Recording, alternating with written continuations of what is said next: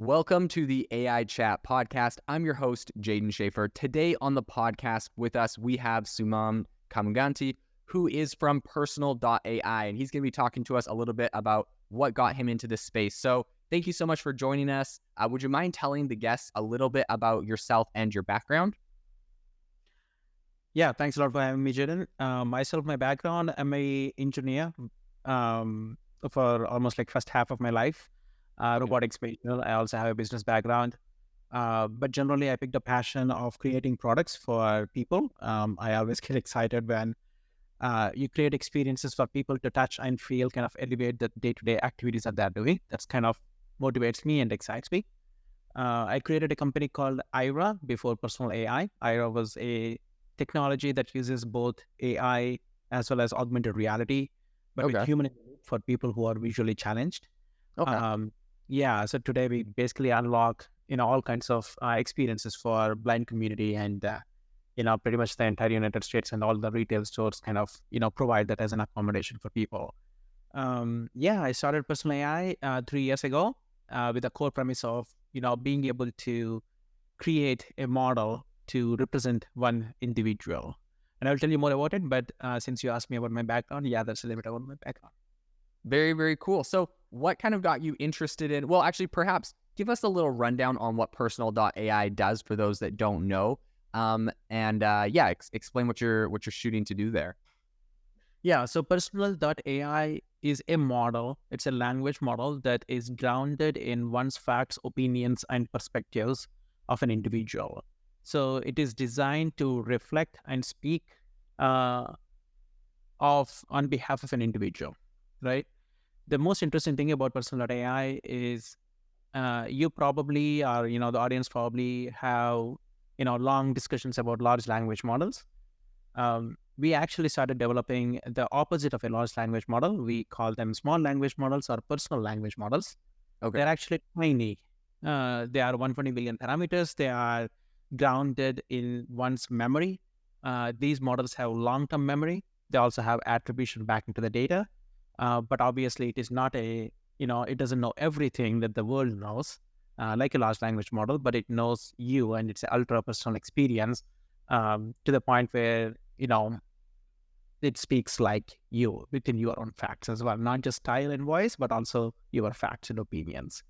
That's so interesting. I think especially today in a day and age where I've actually heard a lot of pushback from people using tools like ChatGPT or other large language models saying, like, the responses it gives me don't actually reflect my opinions. It has biases. Perhaps that came from the company itself. Perhaps that came from the people training it. And, a lot of people kind of complain about that for all sorts of different reasons, right? There's political, there's religious, there's all sorts of ideas that it's really hard to define what's correct, what's right or wrong from, theological or ideological perspectives. And so I see a lot of appeal to having something like Personal AI. How do you go about training one of these models, right? If someone's interested in getting a model of themselves, how does that work? Yeah. No, it's pretty fascinating for me as well, because obviously we started this company like 3 years ago, and we started working on our long-term memory, the models, the different transformer architecture that we have, and then ChatGPT happened. But on the if you put that in the perspective, open AI large language models have been in development for like 5 years or so, and then it suddenly started hitting consumer market, after 8 years or 9 years or so. So I always tell, the people around me is like, hey, Personal AI like started 3 years ago. That's when we started our models, and we need to make it available for people to train it super easy. Like, what are the systems that you have where without needing a developer, you can have a user trained model, right? Mm-hmm. So we basically developed applications on top of our models where people can ingest any sorts of data that you would wish. So that data could be mostly authored content, right? The author content would be your articles, your drive, your existing autobiography. You can choose to take some of the historical conversations that you have had in other chat applications as well, and then you can use that as well. So it depends on what kind of authored content that you have that surrounds you, that represents you. But you can think about it as, if you do have an existing journal, or if you do have an existing autobiography, or do have existing conversation, you can use that to create a model of yourself. And we have a mechanism where you can use the applications for ongoing communications. So that way the training is not once and done, the training is like ongoing. Because it's a small model, it updates instantaneously. Very cool. What does that look like from a practical perspective, right? Like, let's say I would like to train a model for myself. Am I just going to like a folder and uploading like as much content about myself as I can, and the model's taking in that type of content, or like what does that look like for a user? Yeah. So for a user, you essentially have like a chat-like application. So if you could imagine ChatGPT, right? We have our own native applications, and you can essentially tell your AI anything that you would want it to remember or to be trained on, right? So Okay. it could be like text data, and that text data could be a simple statement or a large paragraph or a huge article or a huge Okay. document. You can choose to bring in like existing documents and upload them as well if you would wish. We are trying to make the process simple by getting the data from other locations. We have Twitter, for example, like, people who has been collecting or authoring the content on Twitter, has large amounts of content. They can simply connect Twitter, and then boom, everything, will be synced or added to your memory. So as long as that content that you think will represent you in the first person and author, if that is your intention, yes, you can push all the data by simply a messaging interface. Very cool. Do you, or are you thinking about like like the integration of like video? Obviously, text is a good way to integrate someone's personal audio, but let's say someone has a YouTube channel, or like myself with a podcast, all of my, thoughts and opinions that I share on here. Is there a way to pull some of Yeah. that in? Yeah. So the input is as simple as, if you do have YouTube videos, you can send the YouTube link to your AI to learn from as well. So it will extract and Okay. it will send. If you do have like Medium articles, you can do that too. If you connect Okay. Google Drive and then have Gdoc, that can be pushed as well. It doesn't have audio transcriptions built in, but people generally use like third-party transcriptions and then push the data in. Okay. Yeah. Very cool. So, who's the main target audience that's currently using this, and where do you kind of see this going in the future? Like, is this authors looking to write books? Is that, or is it just people looking to share their opinions? Like, who's using Personal.ai right now? Yeah, so we are fairly new to the market, right? And that's one of the reasons why, we are actually having this conversation as well. When I say fairly new to the market, we've been experimenting with people for almost like 1 year, and then shaping up our products and APIs and needs and everything else. Mhm. So since we went GA, which happened in April, we are seeing a lot more traction on people who are interested in their personal brands and elevating their personal brands, right? Okay. So these are solopreneurs, mostly small business owners mostly. And the most interesting thing is, these people have something of them, which is personal data, because their personal data is their personal brand and it is their currency, right? Hmm. And we are very much focused on individuals. So it's more like a B2B2C kind of a model, where people who would want to serve a small group of community, and that community could be 10, 50 or 100 or even 1,000. They are creating their personal AIs. They are integrating into their existing communities, or colleagues, or clients, if you wish.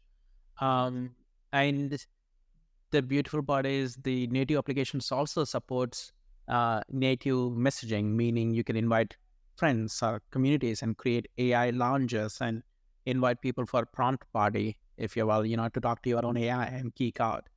So those are all the experiences that we have unlocked. We just literally 2 days ago released our mobile application as well. Oh, very exciting. And is that Yeah. called Personal.ai? Yes, it is Personal.ai. To search in the App Store, since we are still working on optimization of search, it's Personal AI Mobile, and then that's Okay. the app. Or you can simply go to personal.ai/download, and it's a brand new application. Very exciting. Very cool. Well, And we haven't even launched yet. We haven't even told the world yet. We are just serving our own people right now who are in the system. okay, very cool. I'll have to grab that and check it out after. So where do you see this going? Let's say, 3, 4, 5 years from now. Where do you see AI or Personal.ai kind of growing to, and who is it serving? Yeah, so I think one of the core principles that we haven't touched on about Personal.ai is every person gets their own memory, meaning the memory data is not shared between two people. And every person also gets their own model. In other words, the model is not combining the data or aggregating the data, which is very popular in the large language model scenario, but everybody gets their own unique model. And this data, which is the memory, as well as the model, belongs to the person, meaning they actually own the data. That means we are not allowed to see it. We are not allowed to sell it, no ads, but they can use their own model if they would want to, and then monetize it as well, right? So today, the most popular use case that we are unlocking, given how good these models are to represent you, is the daily communication, right? So if there is incoming message that is coming from your friend or client or community member or a customer, your AI will draft that response for you, and it is since grounded in your own facts, and it is learning almost instantaneously every day. It does 70% of the job for you, and you can choose to either review it and approve to send that communication back, either using native application or like integrations such as iMessage or other places, Mhm. or you can set yourself into autopilot. So if you set yourself in autopilot, that means technically it's Jaden's AI version that people can talk to, right? But it's not just like dependent on super high celebrities, but it's now available for anybody to be able to create an AI version for themselves, self-service, user trained. Mm. In the future, because of the principles that are attached to this personal AI, which is we want personal AI to be the starting and the ending point of everything. And it is private to them, meaning only individual people will get to decide what goes in it. They will have full control of it. So we see a future where, future personalization, like services, for example, when you open the app, typically you send GPS coordinates or you send information to a service for them to provide you some suggestions. So let's say a Uber or a OpenTable or Airbnb, right? We see a world where most of the services can integrate into your personal AI to give you the ultra personal experience without compromising the data integrity of the individual, right? Yeah, yeah. So, uh, and I think the starting and the ending point of everything that you will have on the internet presence will be your personal AI model because it belongs to you. That's super cool. And something that you said made me think. You said, people will be able to monetize this. Just out of curiosity, have you thought about like the possibility of, right, someone trains or creates an AI model of themselves and then like having them being able to have like an API so other people can like ping off of there? Is that something that is future, or is this more close? No, that's part of the architecture. So think about every person, right? Every human being at the center. And then surrounding them is their long-term memory. And that memory is time-bound, meaning as you go by your life, your memory is growing and you can capture it at every period of time. So it's all like time-bound memory, okay? Now, the model, which is personal language model, is an ensemble of many different models that will be trained, which is grounded on your long-term memory. And each of the models has an API. So think about that API is API to your model, which is API to you, right? Yeah. Now that API is what is used for our personal AI native applications, but a good number of people today are using that API and taking their personal AI model in the places where they already are. Either it be communities or websites or Discord or Telegram, they're already doing those integrations. So that way you have your AI in the mix in these communication settings. Now you can think about using the API for your agents as well. So agents are the ones who are taking tasks or doing tasks or, like actions. For example, drafting an email for you, right? So that's one agent. Creating a tweet for you, that's another agent. Doing an link for you, another agent. But at the core, it's still you. It's your memory. It's your model. That's representation of you. That's so interesting. It made me think of how cool it would be if like let's say you take like a company, right? So you got like 20 people in the company, all of them go and make like a personal AI for whatever they're like for themselves. And then you try to like test yourself against the AI version, and you like get all the people to start like an AI company essentially, where there's all the different employees trying This is what happens in our company. Every person in our company. So by the way, I mean, of course, we are building personal AI. So every team member has their own AI. Yeah. We all have our own lounges, right? Cool. I have a Suman autopilot launch. So customers and people actually who come in, that's where people go in to prompt with my AI. So technically, whatever questions that you are asking, Jaden, you can interview my AI version. Uh, I should have just gotten that on the podcast. I could have saved you some time. I sent you the link. So s.personal.ai. So you can technically simply go in there, click chat with me. That will come to your application. This is a human in the loop experience. So in other words, Jaden, what we've been talking to what now, 15 minutes or so? Yeah. There is a element of trust that we develop, right? It's like, okay, I Yeah. know Jaden. When he comes over, I will start having in the co-pilot experience, meaning if you ask me like, Suman, like, how's it going? My AI will draft a response for me and I will choose to send it. But when I put you in the autopilot, you can just simply go back and forth with my AI in a conversational mode. So yeah, so, other small businesses right now are essentially building every individual's AI. And the beautiful part in here is,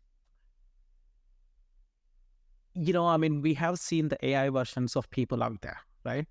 There is Elon Musk AI, there is Karen's AI, there is like influencer people's AI. Yeah. Yeah. It's primarily dependent on large language model. It takes like extreme amount of effort to be able to ground it. It still has resilience, right? Mm. Our goal is to make this almost accessible to every person, right? Not just influencers, because influencer models are possible today because their data is already public and it's already indexed by large language model. Right. Nobody knows Suman and Jaden. You must be popular, but still the amount of Not information. yo, But you have your personal mode, like you have for your sure. personal brand. Like AI chats is your brand, right? So how do you invent that brand? Like, so that's where we want to make it accessible. So now you can have your own model of yourself. I love that. That's so cool. Okay, so it's giving me so many questions. This is actually such a cool AI project.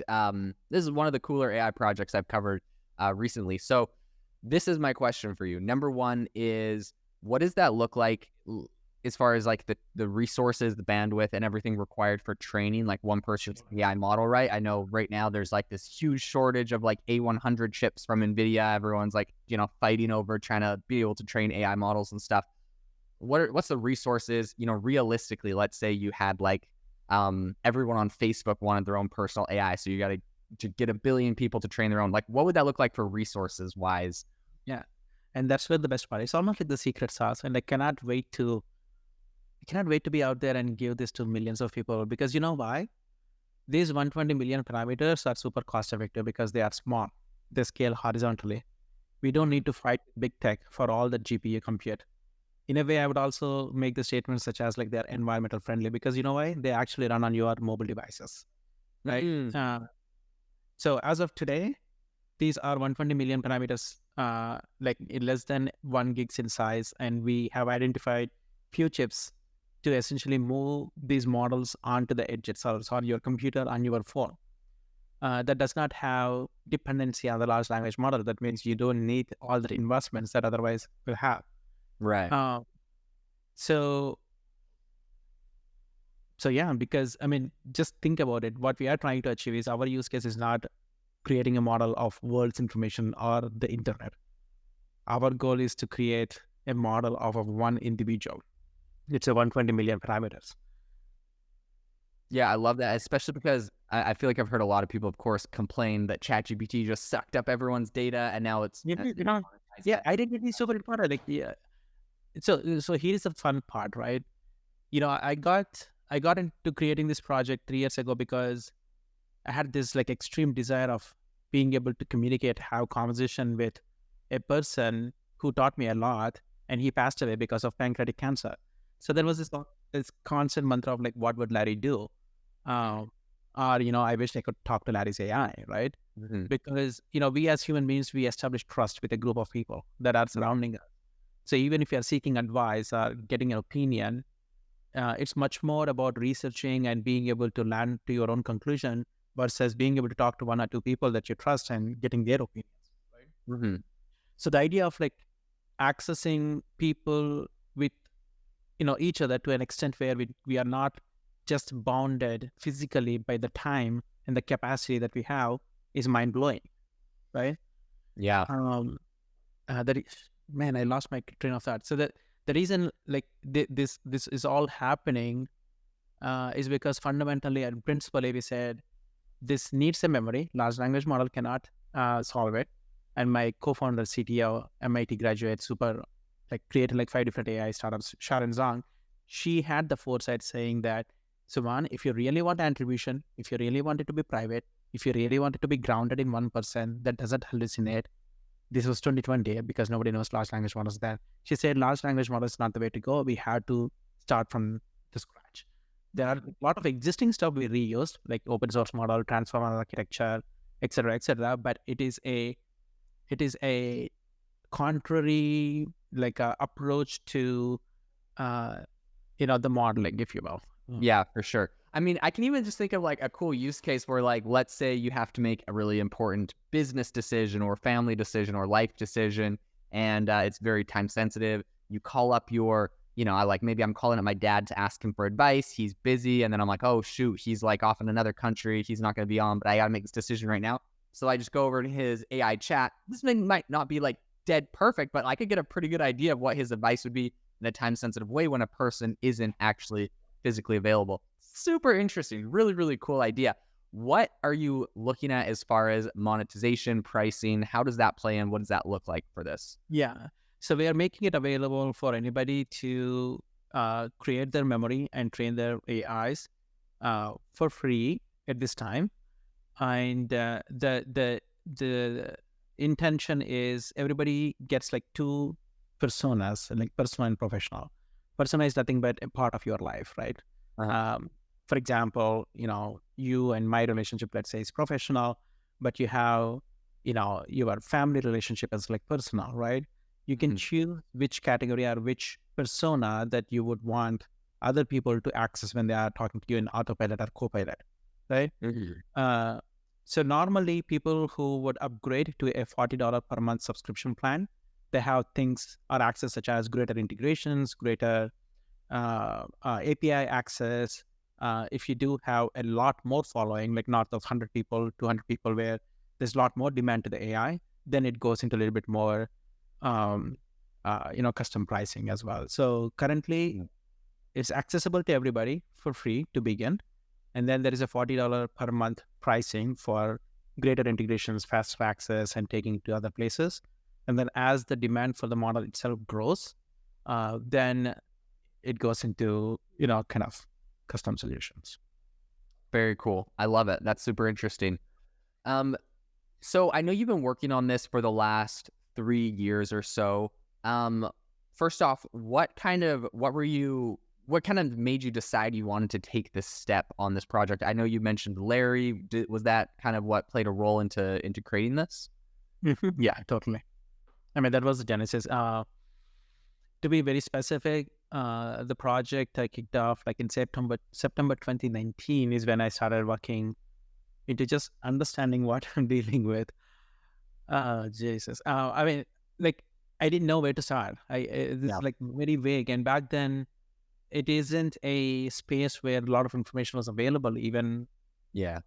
I mean, I knew I needed AI as a technologist as an engineer, but I myself didn't have like hands-on AI experience itself. Uh-huh. So first 6 months is all about like researching, what goes into it, like understanding memory, understanding transformer architecture, just reading a whole bunch of stuff, and then trying to find my team. When I decided, okay, this is what we are gonna do, which is try to figure out a model that we can build for people to talk to, right? Yeah. And that had to be representing the person. And then that's when I found Sharon, my CTO, which is my co-founding member now. And then first 6 months is again like experimenting, researching, talking to people.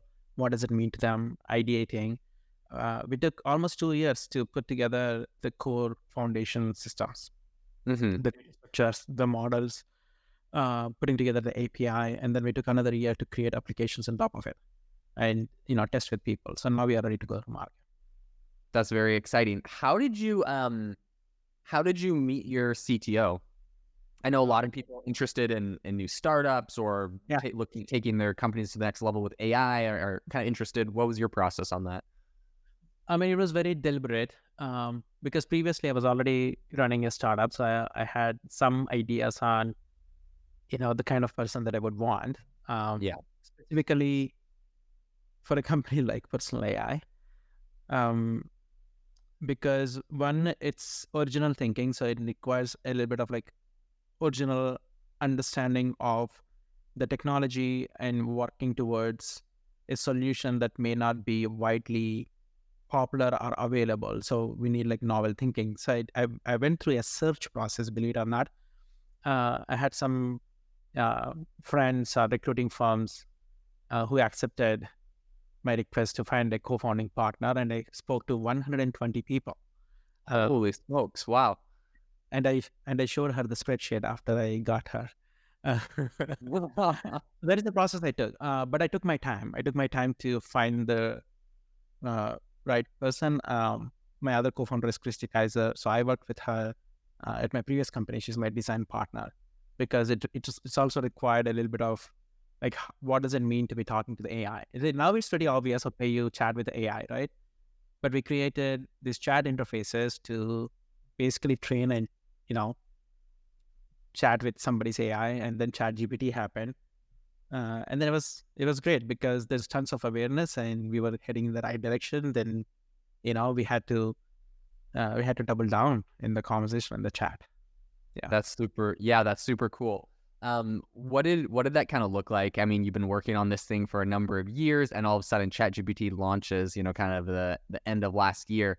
Was that like? Did that feel good? Was that like, oh my gosh, so much validation, we're going in the right direction? Like, what was, I guess, your idea? Is this kind of went from being like AI was like kind of a trendy thing in like tech and stuff, and then to all of a sudden like it is like everything. Yeah, no, I mean it happened so fast. So um I mean I had to like sit and kind of on the hindsight think through every week what was happening in the space. But I can tell you that things were happening so fast, and there's a lot of momentum, a lot of awareness, and a lot of uh, credibility as well, lot of appreciation for the amount of work that we were doing for years, right? Yeah. Because there's one thing about like building the product, building the application. There's another thing about like um, trying to like tackle something unknown and then put together a sequence of execution steps for you to be able to figure it out, because you make mistakes as well and you have to pivot and you have to change things. Uh, so I guess what could I say? Chat GPT and that blowing up was good because there is a general acceptance about the AI. Like even 1 year ago, at the same time when we were pitching like personal AI to investors or anybody else, was like, Yeah. so like, what are you talking about? But now it's like, oh, okay, that makes sense. And what are the applications, right? Like, what is the mode? Yeah. But at the same time, there are tons and tons of AI companies too. Now every big tech, every company wants to create personal AI, and our definition of personal AI is a little bit unique. Like, we want it to be true to what it should be, which is representing a person and that is owned by them. It's not just merely an assistant that can do like one or two tasks, or you can talk to a AI bot for a specific reason. That's all good. There are use cases for it. Mhm.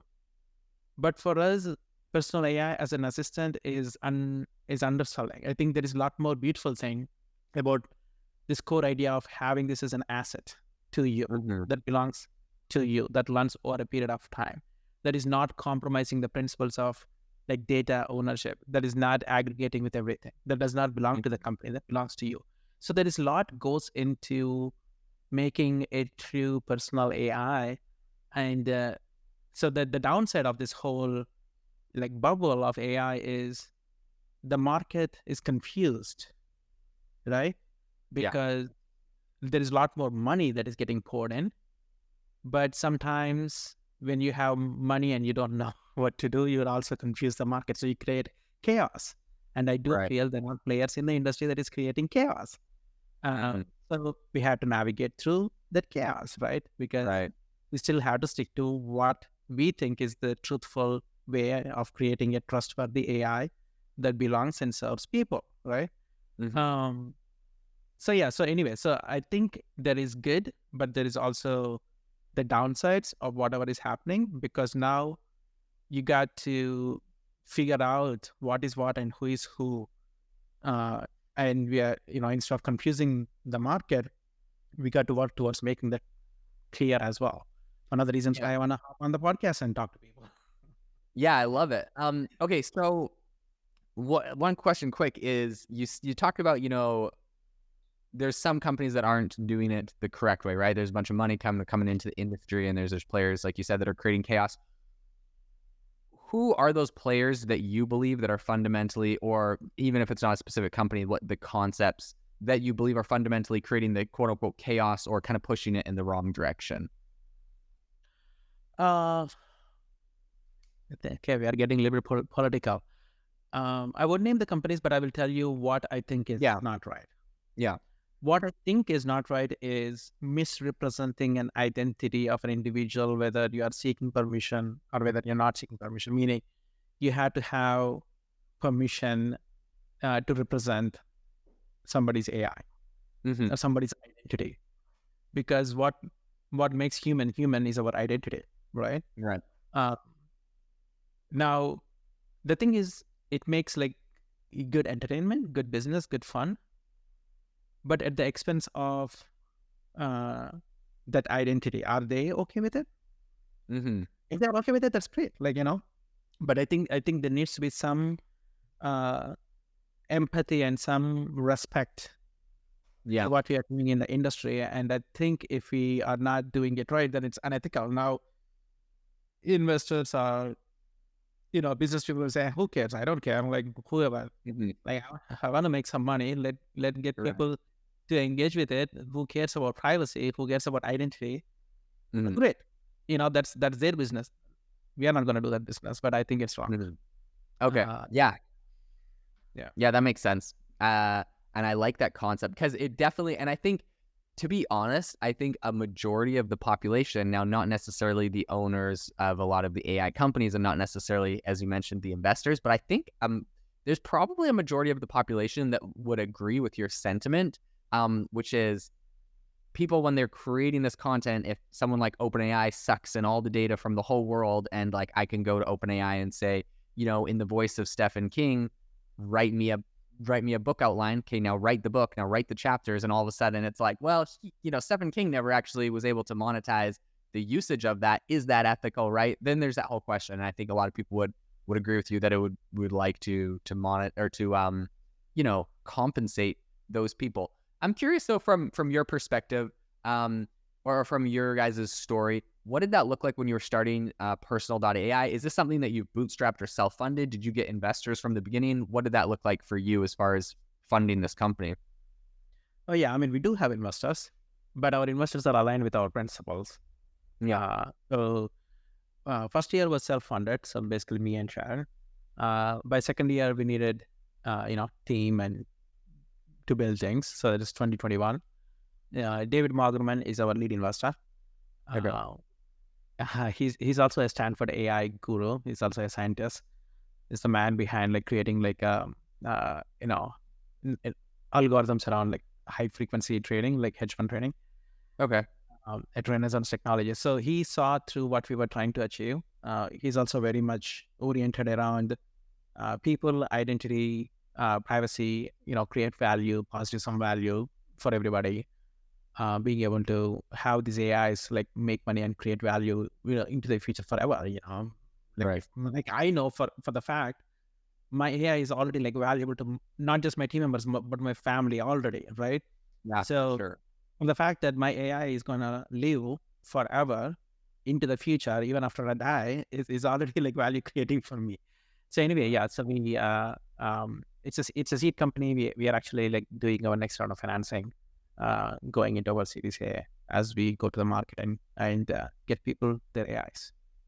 Very exciting. Very exciting. So then how did you actually go about meeting David? Oh, we simply went to TechCrunch Disrupt and then did a big stunt. What We did you did do?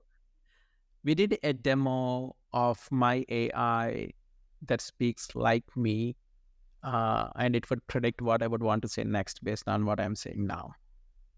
Wow. Okay. Very cool. That's very cool. Was that stressful? Putting Well, yeah, it was testable, but it's like one-off model, right? Um, right. Meaning it's a proof of concept to Right. essentially show the promise. And then we took another 2 years to basically build the infrastructure and, you know, give ability for anybody to do the same things. Yeah. Very, very cool. And so then I guess after you did that at TechCrunch Disrupt, did he come out and reach out to you, or he Yeah. after that? There were a few ones that reached out. But most interesting thing about David was he had that foresight of like, these are all the things that are needed. You know, can you attribute the response back to the core data? Yes. Can you attribute like how much personal it is, like with some sort of a score, and tell if it is real or if it is not? Yes. Like, you know, so these are the issues that comes up today, like with a large language model. These are the issues that we normally talk, you know, in New York Times. Like people talk about ethics, people talk about bias, we talk about hallucination. We talked about, you know, what response is attributed to whom, right? Mm-hmm. If, you know, Jaden's content is out there, and if a large language model uses your content, is that attribution going back to you, right? Those are all the issues that exist today. Mm. And I would want to say, I don't want to say like personal AI is the solution, but we have architected a system where the bias is like down to the individual level. The understanding of ethics is down to an individual person of what they think is right or wrong. So the power goes to the people.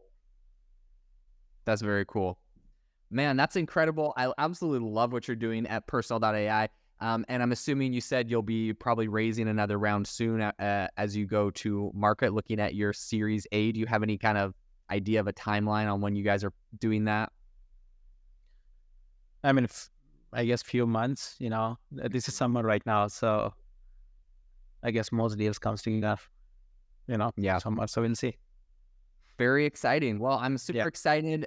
Really cool that you guys have the iOS and Android app out, or the mobile app out for this. Not Android. iOS is out. Android is to come. Okay, it's to come. Very exciting. Well, thank you so much for coming on the podcast and talking, sharing a little bit about what you guys are doing. If people want to be able to find out more about Personal.ai, or if they would like to reach out to you, what's the best way to get in contact? Very easy. Personal.ai is our website. Can't go wrong with it. And I am at the letter S, like simply s.personal.ai is my brand page. If you go there, you will simply see chat with me. And if you follow the link, you will land in the application. You will talk to me with human in the loop. And if you want to talk to my AI, I'll simply set you to autopilot. Very cool. Very cool. Well, it's been absolutely incredible talking to you. Thank you so much for coming on the show today. I'll definitely leave a link to that in the description for the show notes. But for the listeners, thanks so much for listening to the AI Chat podcast today, for tuning in, and we will see you next time.